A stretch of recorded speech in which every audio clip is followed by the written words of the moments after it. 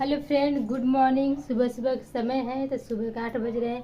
अब मौसम बहुत ख़राब है तो मौसम के हिसाब से देखा जाए तो आज किट्टू रानी का टकला बना देंगे। इनका जो बाल इनका छील देंगे पूरा। तो किट्टू रानी तुम्हारा बाल छील दे। नहीं। तुम्हारा टकला बना दे। नहीं। किट्टू टकला बना लो, टकला बन जाएगा ना। नहीं।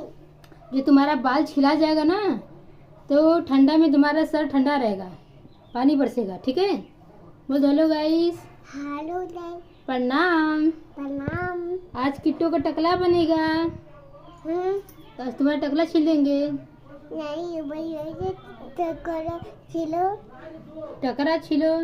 भैया जी टकरा छिलो। तो गाइस ये करिए कि भैया का टकला छीलो, मतलब कि इनका टकला हम नहीं छीलेंगे, भैया का टकला छीलें। तो गाइस इनका टकला छिलाएगा, आप लोग व्लॉग में बने रहिएगा। ठीक है, प्रणाम। बोल दो किट्टू। प्रणाम। नानी प्रणाम।